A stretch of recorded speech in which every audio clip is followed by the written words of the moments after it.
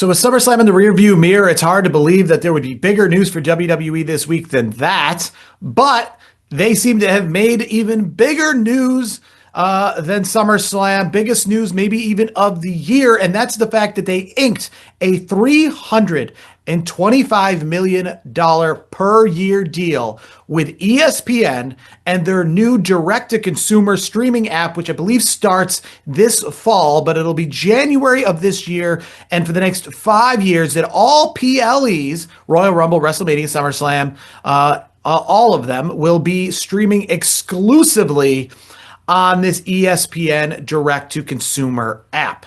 At first glance, right, it said it's $325 million per year. ESPN is paying for this. This app is supposedly going to have all the ESPN channels on it, ESPN, ESPN2. I think I also saw that they had a deal now with the NFL Football Network. They're going to be on there as well as part of this deal. And it is essentially for cord-cutting people to try to get bundles of channels they like. I mean, we've kind of seen things like this in the past, but ESPN hasn't ever done this officially until now, where they're having it so that you can have ESPN at home and ESPN2 and all of that stuff without subscribing to a cable network, right? And now you'll have the WWE pay-per-views. The package costs $29.99 per year, which I think is a very unique price because it just makes me think of the days when WWE pay-per-views were $29.99 per year. We'll talk about the fans and some of their backlash. But word has also got out more recently that if you already subscribe to cable television, that you will get this for no additional cost, similar to maybe how you're used to getting some things now. I know a lot of people get Peacock through their cable subscriber. A lot of people get other things like HBO through their cable subscriber because they already get HBO on their television, so they get it for free on the app as well. So a lot of people are going to be getting this for free because they already have cable television or DirecTV. The only two services that I saw were excluded from this specific thing were YouTube TV and Xfinity. But essentially, ESPN, with this new app they're launching, is going to pay an estimated $32 million per pay-per-view / PLE to have it on their channel.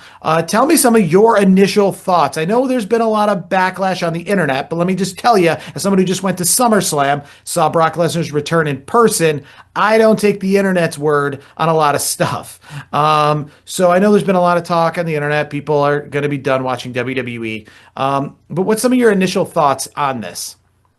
Yeah, I mean, for the $30 a month price point, I mean, it feels like we're going back in time to back in the day where you got pay-per-views for, that cost, which obviously relative to dollars, that's a whole different conversation. But the point is, it was $9.99 when Vince did the network for premium live events, pay-per-views.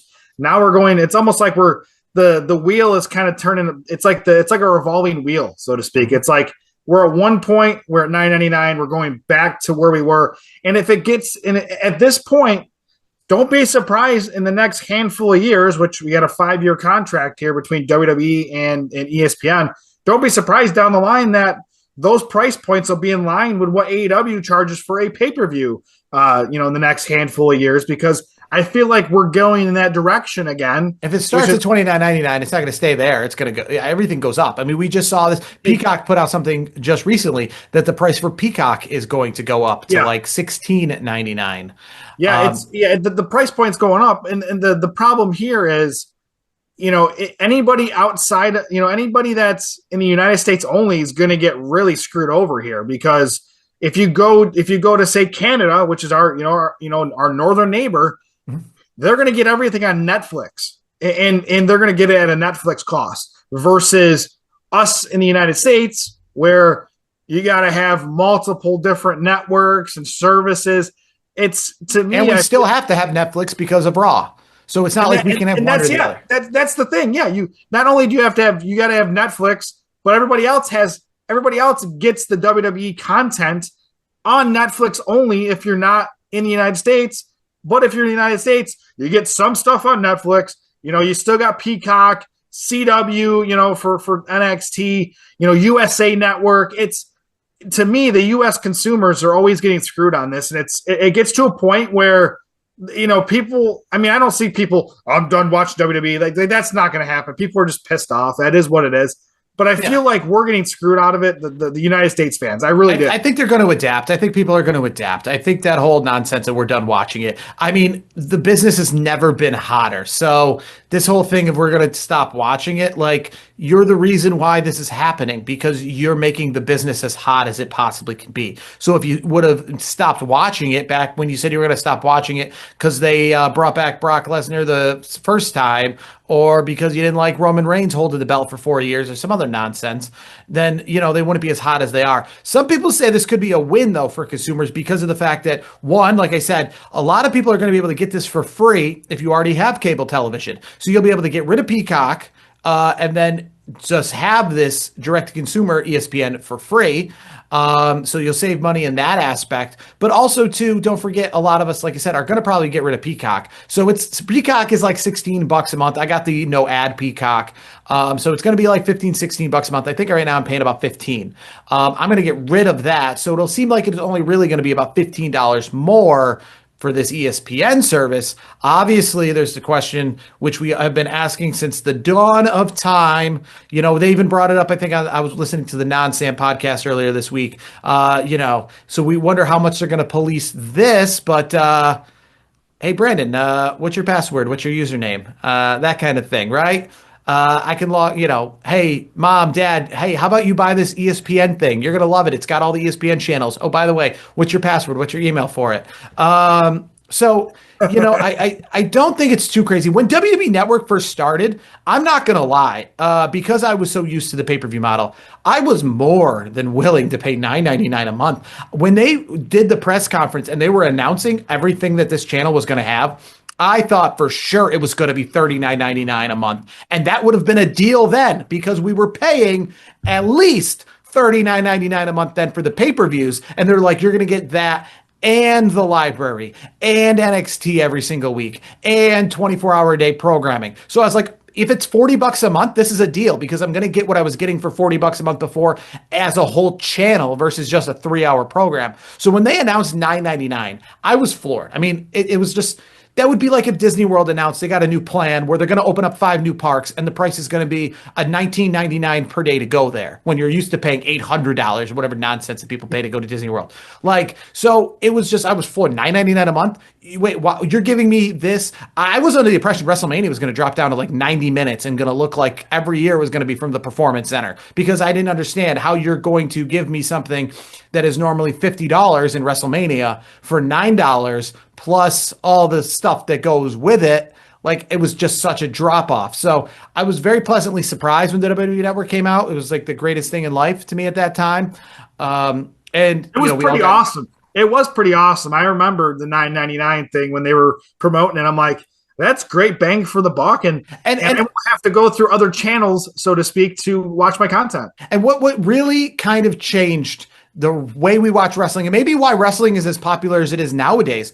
Remember back in the day when watching every pay-per-view just wasn't something you did. There was years where you might miss WrestleMania. You might miss the Royal Rumble. You might watch it on DVD or watch it later on when it's been taped. But now like SummerSlam has just happened or WrestleMania, you watch that like you would watch any other sporting event. Everybody's watching it. There is no like, oh, I remember going to like New Year's Revolution, Edge cashing in Money in the Bank, and me calling my friend on his dorm room at college and him being like, and I had to tell him what happened, even though he's as big a wrestling fan as me because he's like not watching it. He doesn't have access to pay-per-view at college. He also doesn't have that kind of money to pay for it and go in with friends and to make the deal that it was to have to kind of go somewhere or get people together and get parents' permission and all that stuff. So sometimes there was pay-per-views, especially the B pay-per-views you missed, right? Nowadays, that's not a thing. When there's a pay-per-view, you just watch it. Yeah. You're not like, oh, I'm going to like, even if I'm on vacation, I can watch it from where I am. That wasn't a thing. If I was going to be out of town,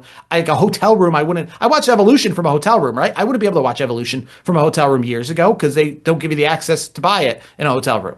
So like that kind of thing that has just conditioned us now to like WWE PLEs are just as available as Raw is, as SmackDown is, as anything else. It really, like, as we watch with the pre-shows nowadays, they don't even have that kind of cutoff where it feels like, oh my God, the pay-per-view starting. It just kind of blends into one long program. From the dollars and cents perspective, I mean, they had what, 175 a year from Peacock.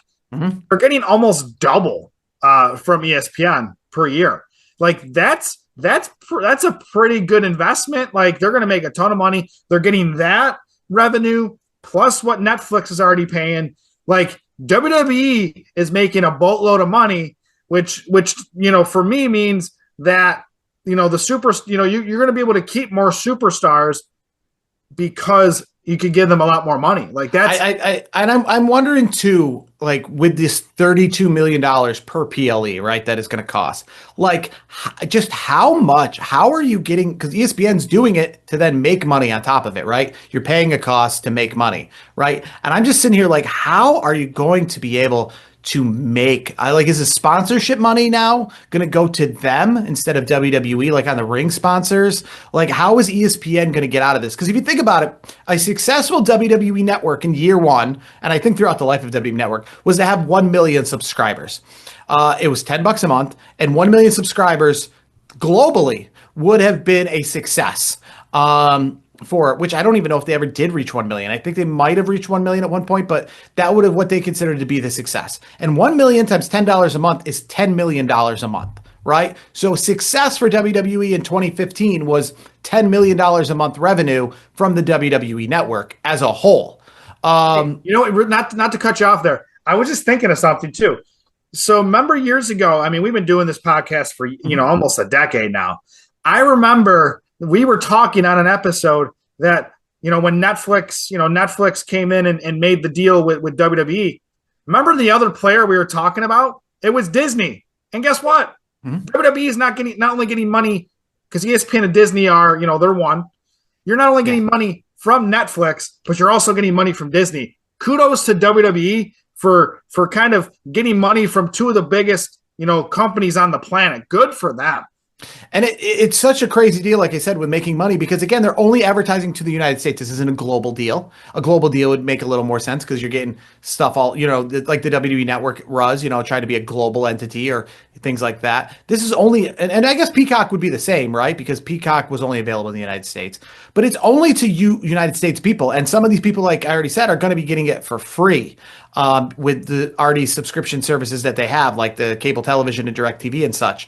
So this is only for U.S. audiences. You're paying $32 million a year. Netflix is paying for the international audiences. So only for U.S. audiences, you're paying $32 million per month for this event. I'm just wondering how in a 4-hour span of time are they going to recoup $32 million that they're paying. It's going to be interesting to see. Triple H has said that the pay-per-views are only going to get bigger and grander. And I don't think he means from a length perspective. Yeah, I think he means from a pomp and circumstance perspective. And to those out there, because I've been kind of going back and forth a little bit, and we've had this conversation a million times over, where some people, it's the number of matches that really sticks with them. And I don't really understand that because, like I bring up that we used to pay $29.99 for the Royal Rumble, $39.99 for the Royal Rumble even. I think one time, WrestleMania 20, I think I paid $55.99 for WrestleMania 20. This is 20 years ago now. So that would be upwards of $70, $80. I think UFC pay-per-views are near the $100 mark, if I'm not mistaken nowadays.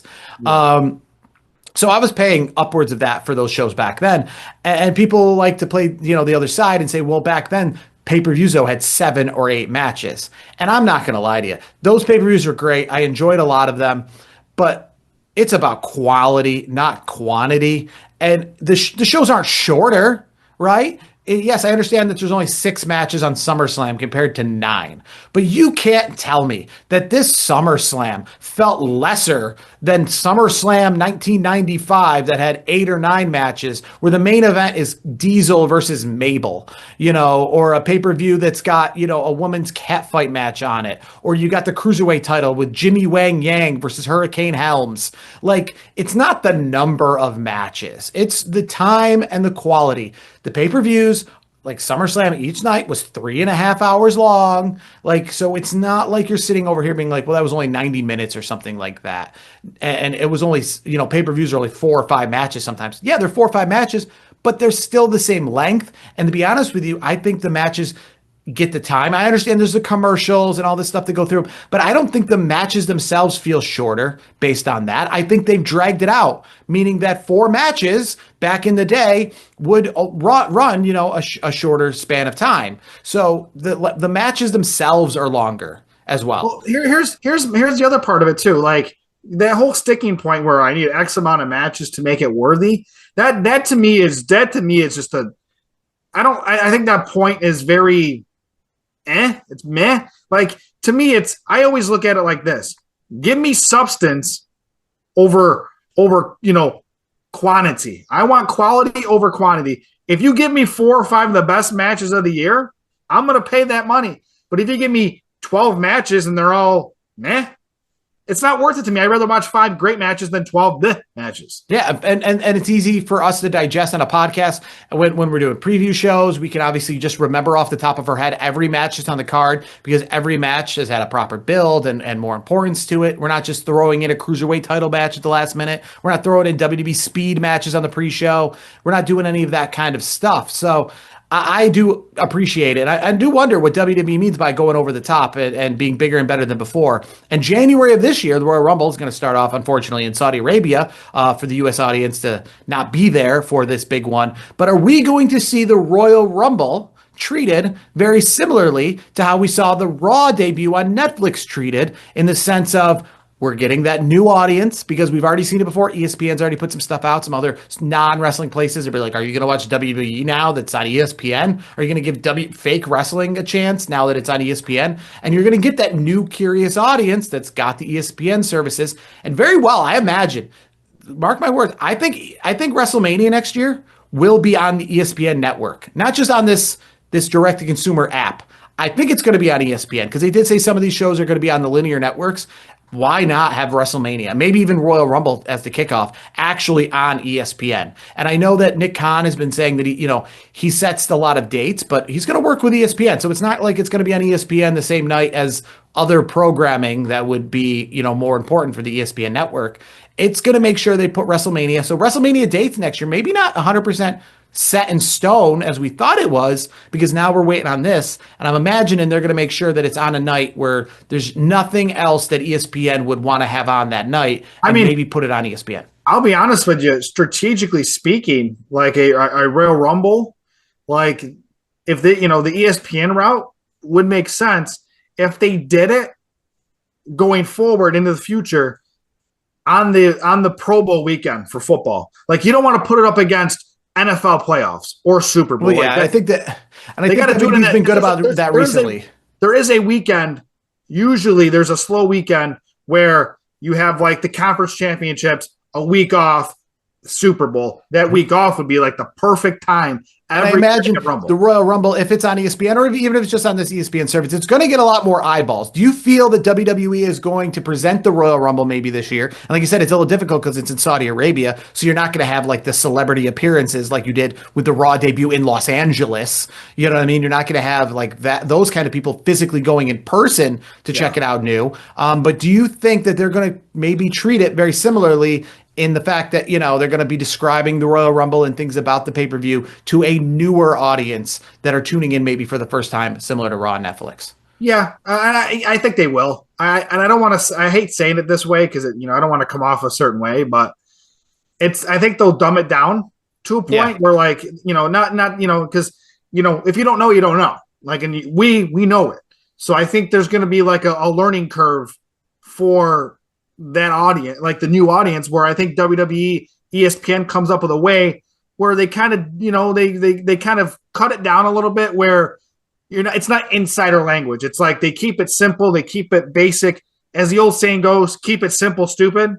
So, if you do it that way, integrate the new audience, I think that's the way they'll do it. And you know what, I to a point, I am excited, but I'm also, as a United States consumer, we're getting screwed again because it's like you can go anywhere else in the world and it's Netflix all for one price versus And I wonder, yeah, I Yes. wonder where too. I mean, is it just going to be YouTube? I wonder where the WWE library is going to go, and I wonder if it's going to go. Like, I wonder if that's what's going to keep people subscribed to Peacock, because the WWE library is going to stay And here's, you know on what, you just Peacock. made a good point. They could really make some money off of Peacock as well if they cut the library there. So not only are they getting Disney's money, they're getting they're getting Netflix's money, and then they get Peacock's money. I mean, that's there's so many ways they can make even more money because obviously money's a big deal. They talk about it. Just ask them; they'll tell you all about it. That's another avenue I didn't think about. Good And I call. use Peacock right now for like Saturday night's main event because I'm a cord cutter, if you will. And I use like Saturday night's main event is live on there. So I use Peacock to watch Saturday night's main event when it's live. So, If I you're could not a see true cord cutter, if you don't have an antenna, come on, Jared, get with the times. yeah, well, we've already had that discussion. My house I know. isn't conductive of having those kind of, and I also maybe like to watch it on like after it's already started to rewind it back to the beginning, those kind of things. Fair point. I just like the butcher shops. So, there might be a way where I somehow try to keep Peacock or whatever at the end. But I would say when it comes to this, listen, I know some young people have gotten used to a certain way of life in the sense, but going back to when cable TV was invented, I mean, people thought it was crazy that people would pay for television. And since then, the prices of everything have only gone up all the time when it comes to that. Cable television was never cheap, right? No one ever said cable television was cheap. It was always expensive. The add-ons were always expensive. HBO, Showtime, Cinemax, all those things, they were always expensive. So you had to pay more, $12.99 a month for HBO back in the 1990. We're talking back in 1990 when minimum wage was like $3.75 an hour back then in the United States. So things were never cheap then. Pay-per-views for everything. You want to just watch the best of The Rock was a pay-per-view. I remember WWE had that Fanatic series in the early 2000s for $9.99. You could watch like what would be a WWF home video on pay-per-view. Like to be like Stone Cold Steve Austin because Stone Cold says so on pay-per-view. Or like Hulkamania. They had a Hulkamania best of $9.99 on pay-per-view. So you'd have to buy just even like those like best of DVDs. If you didn't want to go to the store and buy the DVD or the VHS, you had to pay for it on pay-per-view. So things like this have always been expensive. I know people now are like not really used to it because it's going to be a bigger jump in that regard, but it's not here to be cheap. It started out to be cheap when the internet first came around, and you're like, we can use the internet for everything. We'll never need cable television again. They've learned from their ways, and things start out really cheap. Napster came around, right? We all of a sudden got free music. We're never paying for music ever again, right? They find a way to monetize that. They give it to you for free. The internet was absolutely free when it started. I mean, people had those AOL trials up the yin yang, and most people had either a free internet service or AOL, which at the most was like $19.99 a month. And now like internet bills are like almost 100 a month. So you can't get used to the fact Almost that 100. Network, They're over 100. What do you mean? yeah. So the fact that WWE Network was $9.99 a month, that's like a drug dealer. That's just to get you in the door. You can't expect that you're going to just be saving money and the things are going to get cheaper forever. Like the prices are going to watching television in general and taking in media is always going to be money. They get rid of magazines for $3.99 a month, but they find another way to take that $3.99 from you. That's just how it always is. Like I said, cable television was never cheap. It wasn't people, people who are like 20 years old are like, I wish it was the 90s again. No, you don't. It wasn't any cheaper then than it is now. There weren't deals. Wrestling shows weren't free. You had to pay for them. Cable was expensive. It was like $60 a month. So you'll get used to it. I don't think WWE is going to lose any fans because of it. If they lose any fans, it'll be at a very insignificant amount. People will just adapt. They're gonna, even if they lose a pocket of fans, we'll say just for argument's sake, they're already gonna make a boatload of money, so it's not even gonna be a matter like a point. They're not gonna worry about it. All this chatter. Like at the end of the day, I think people are going to adapt. They're going to figure out what streaming services they want, they need. They're going to do what they've always done. They're going to realize, is Royal Rumble worth $39.99 a month, or in this case, $29.99 a month, and make that decision. Maybe they'll make it on a month-by-month basis. Maybe they'll subscribe to the ESPN for the Rumble, not for Elimination Chamber, right? Just like they would have did when they had to decide if they were going to buy SummerSlam or not buy SummerSlam. They'll just have to make that decision the same way they did before. Things are expensive. That's just the way of the world. They were never cheap, though, when it comes to media. I will say this was never cheap. It was cheap when when people flipped over, all of a sudden they started saving money, but it then built itself back to where it was, and that's expensive. When I grew up, I didn't have cable television because it was very expensive to have cable television. So It wasn't cheap then either, and now everyone has it, and you just adapt. So if you can't afford it like you couldn't in the 90s, you just don't have it. You're that kid that goes to school who says, I didn't watch Raw last night. We can't afford Netflix. Just like I was back in the day saying I didn't watch Starcade 97 last night. My parents wouldn't let me buy it. Like the same situation. So people will adapt. I think it's a crazy move because, like I said, it's going to put them on an ESPN thing, which is ESPN is mainstream. And that's just wild to think that we've finally come to this point. WWE and ESPN have tied together. And I wonder if this is the final thing which makes WWE essentially as big as it possibly can be, makes it as mainstream as it possibly can be, because you can't really get any higher than this. And I thought back in the day, WrestleMania, I think it was a big deal back in the day. And I thought, what would make it a bigger deal if this was on like NBC or ESPN in primetime television? And I think we're not too far from seeing that exact thing. Seeing WrestleMania on your regular television, ESPN, or NBC maybe, right? Because they have Saturday Night's Main Event, right? Not right now. Obviously, the PLEs will be at ESPN, but like Saturday's Main Event, the Goldberg retirement match, national television. John Cena's retirement match, most likely at NBC, national television and prime time. And ESPN, obviously, carrying these big events. So WWE is in the mainstream. So if you're not a WWE fan, you probably don't care and you probably think, what's the deal? But remember that E in ESPN, right? Entertainment. That's what it stands for.